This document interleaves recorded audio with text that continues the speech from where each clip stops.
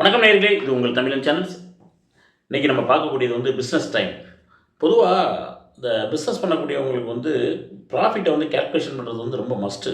ஏன்னா எல்லாருமே business start பண்ணுறது வந்து லாபம் சம்பாதிக்கணுங்கிற ஒரு நோக்கத்தில் தான் வந்து பிஸ்னஸ் ஸ்டார்ட் பண்ணுறோம். ஆனால் பொதுவாக பார்த்தீங்கன்னா அந்த ப்ராஃபிட் கேல்குலேஷன்ஸ் வந்து எப்படி பண்ணுறது அப்படின்னு சொல்லி நிறைய பேர் அந்த ப்ராஃபிட்டை வந்து கேல்குலேட் பண்ணுறதே கிடையாது. என்ன காரணம் அப்படின்னா, இப்போ நிறைய பிஸ்னஸ் பண்ணுவாங்க. சார் நான் நிறைய டர்ன் ஓவர் பண்ணுறேன் சார், ஆனால் என்னுடைய லோன் அமௌண்ட் வந்து இன்க்ரீஸ் ஆகிக்கிட்டே இருக்குது, ஆனால் கையில் லாபம் வந்த மாதிரியே தெரியல அப்படிம்பாங்க.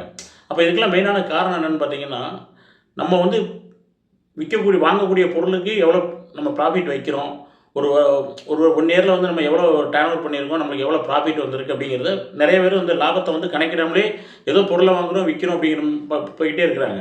ஒரு பர்டிகுலர் இயருக்கு அப்புறம் வந்து பார்த்திங்கன்னா அது வந்து பெரிய ஒரு கடன் சுமையாகிக்கிட்டே இருக்கும். அப்போ நம்ம கொள்முதல் பண்ணச்சில நம்ம ஒரு பிஸ்னஸ் வந்து நம்ம ரன் பண்ணுறோம்னா, அந்த பிஸ்னஸில் எவ்வளோ ப்ராஃபிட் நம்மளால் ஏர்ன் பண்ணுறோம். ஏன்னா ப்ராஃபிட்டை வச்சு தான் நம்ம எல்லாத்தையுமே டிசைட் பண்ண முடியும், எல்லாத்தையும் மேனேஜ் பண்ண முடியும். பிகாஸ் என்னென்னா, நம்மளுடைய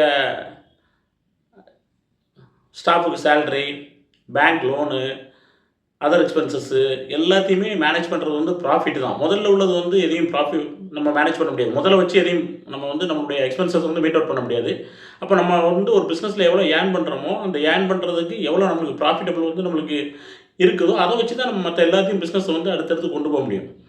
இப்போ எப்படின்னா, முதல்ல ப்ராஃபிட் வந்து மேக்ஸிமம் வந்து கேல்குலேஷன் பண்ணுறது வந்து கம்பெனிலேருந்து பொருளை பர்ச்சேஸ் பண்ணுறாங்க. அப்போ பர்ச்சேசிங் காஸ்ட் எவ்வளோன்னு சொல்லி பார்க்கணும். ஃபஸ்ட்டு நம்மளுடைய அந்த மெட்டீரியல் காஸ்ட் எவ்வளோன்னு பார்க்கணும்.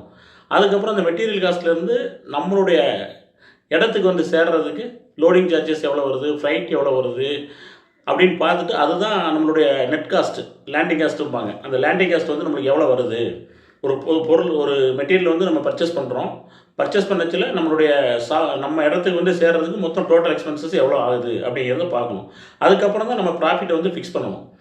அதுக்கப்புறம் வந்து நம்ம ப்ராஃபிட்டில் வந்து என்னெல்லாம் நம்ம இது பண்ண வேண்டியது இருக்குது, மேனேஜ் பண்ண வேண்டியது இருக்குது.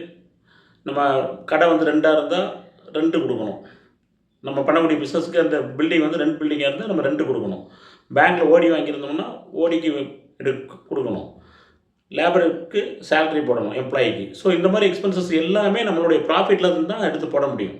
ஸோ அப்போ அந்த ப்ராஃபிட்டை வந்து அது எவ்வளோ பெரிய முக்கியத்துவம் வாய்ந்தது, அந்த ப்ராஃபிட்டில் எவ்வளோ கேர்ஃபுல்லாக இருக்கணும் அப்படிங்கிறத பிஸ்னஸ் மேன் வந்து தெரிஞ்சுக்கணும். அந்த தெரியாமல் இருக்கிறதுனால தான் நான் டர்ன் ஓவர் பண்ணிக்கிட்டே இருப்பேன். ஏன்னா டர்ன் ஓவர் ஜாஸ்தியாகிக்கிட்டே இருக்கும். அதுக்கு தகுந்த மணிக்கு நம்மளுடைய லோன் அமௌண்ட்டு, நம்ம வெளியே வாங்கியிருக்கக்கூடிய லோன் அமௌண்ட்டு இன்க்ரீஸ் ஆகிட்டு இருக்கும். அது வந்து it's not a business. But நம்ம எவ்வளோ டர்ன் ஓவர் பண்ணுறோமோ அதில் எவ்வளோ ப்ராஃபிட் ஏர்ன் பண்ணியிருக்கோம் அப்படின்னு பார்க்கணும். நம்ம வந்து டர்ன் ஓவர் பண்ணிவிட்டு லோன் இன்க்ரீஸ் ஆகிடுச்சுன்னா வந்து it is not a fact. வந்து நம்ம வந்து உண்மையான பிஸ்னஸ் இல்லை அது.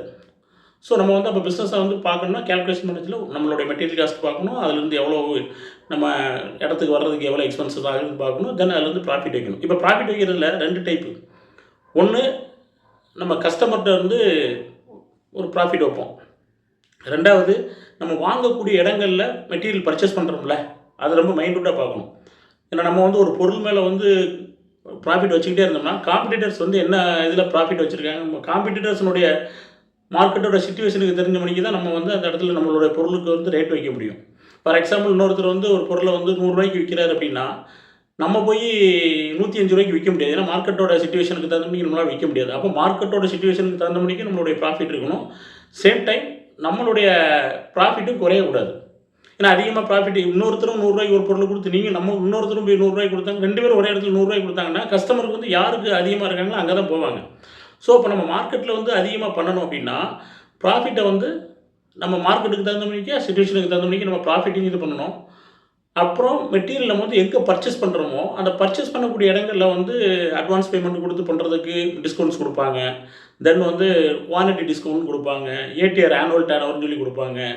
மந்த்லி டோட்டல் டன்னேஜ் இவ்வளோ பண்ணணும், டார்கெட் இவ்வளோ பண்ணணும்னா அந்த டார்கெட்டை பேஸ் பண்ணி கொடுப்பாங்க. ஸோ இதெல்லாம் கம்பெனி சைட்லேருந்து நம்ம வந்துச்சுன்னா நம்மளுக்கு அப்போ 2 சைடில் ஒரு ப்ராஃபிட். கம்பெனி சைட்லேருந்து நம்ம மெட்டீரியல் பர்ச்சேஸ் பண்ணுறது, டர்ன் ஓவர் பண்ணுறது, இதுக்கெல்லாம் நம்மளுக்கு ஒரு பக்கம் நம்மளுக்கு ஒரு பேமெண்ட் வருது. அதை போய் நம்ம ப்ராஃபிட்டோட கால்குலேட் பண்ணக்கூடாது. ஏன்னா நம்ம அது எல்லாமே அட்வான்ஸாக பேமெண்ட் கொடுத்து நம்மளுடைய பெர்ஃபார்மன்ஸு கிடைக்கிறது. ஸோ அதை ஒரு செப்பரேட்டாக வச்சுட்டு நம்ம ஒரு பொருளுக்கு எவ்வளோ ப்ராஃபிட் வைக்கணுங்கிறத கால்குலேஷன் பண்ணணும். அப்போ கால்குலேஷன் பண்ணச்சில் மார்க்கெட்டில் வந்து காம்படிஷன் ஜாஸ்தியாக இருந்துச்சுன்னா அதோட கம்மியாக கொடுத்தா தான் நம்மளை வந்து கஸ்டமரை வந்து நம்ம இழுக்க முடியும். பொருள் மேலே வந்து நம்ம அதிகமாக ஒரு ப்ராஃபிட்டை வச்சோம்னா அந்த கஸ்டமர்ஸ் வந்து வர மாட்டாங்க. எல்லாம் ஒரே மாதிரி தானே இருக்குது, எதுக்கு நம்ம அங்கே போகணும் அப்படிங்கிற மாதிரி ஆயிடும். அப்போ மார்க்கெட்டோட ப்ரைஸையும் ஃபிக்ஸ் பண்ணுறதுல வந்து ரொம்ப தெளிவாக இருக்கும். அப்போ ப்ரைஸ் எப்படி ஃபிக்ஸ் பண்ணுறது? அப்போ நம்ம கம்பெனி சைட்லேருந்து வாங்கக்கூடியதில் நம்மளுக்கு எவ்வளோ ப்ராஃபிட் இருக்குது?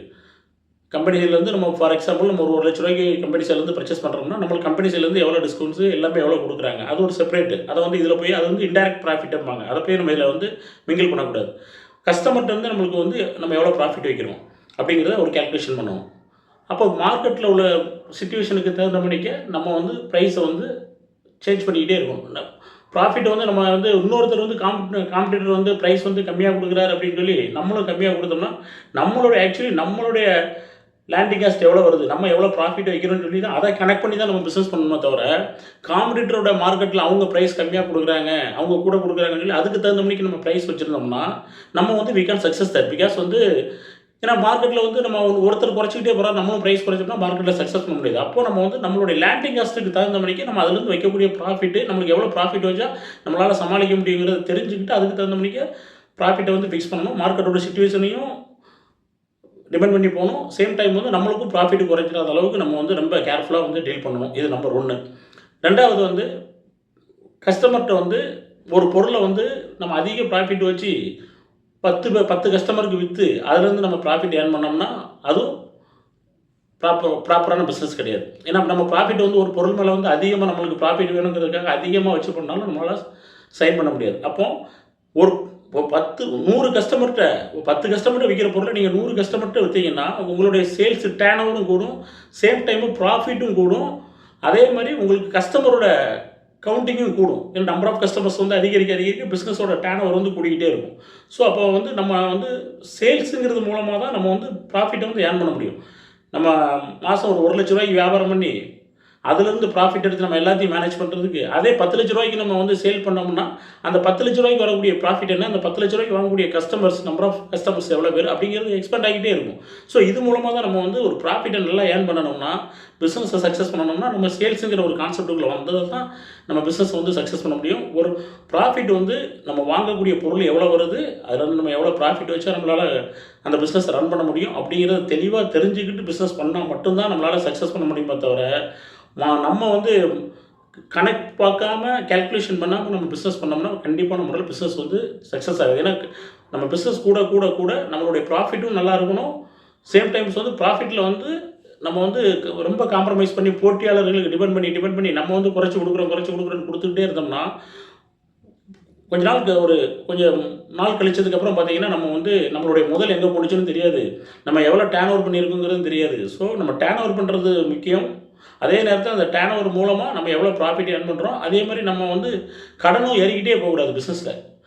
கடன் ஏறிக்கிட்டே போக அதுக்கு தகுந்த மணிக்கு பிஸ்னஸ் டேர்ன் ஓவரும் டெவலப் ஆகிக்கிட்டு இருந்தாலும் பரவாயில்ல. அதே நேரத்தில் ப்ராஃபிட்டும் கூடுதலாக வந்துக்கிட்டே இருக்கணும். டேர்ன் ஓவரும் ஆகி லோனும் இன்க்ரீஸ் ஆகி ப்ராஃபிட் இல்லை அப்படின்னா ரொம்ப அது ஒரு டிஃபிகல்ட்டான ஒரு சிச்சுவேஷன் ஆகிடும். ஸோ பிஸ்னஸ்மேன் நீங்கள் வந்து பண்ணச்சில் தெளிவாக ப்ராஃபிட் எவ்வளோ வருதுங்கிறத கேல்குலேஷன் பண்ணிட்டு பண்ணால் நல்லாயிருக்கும் அப்படிங்கிறது இன்றைய சிந்தனை.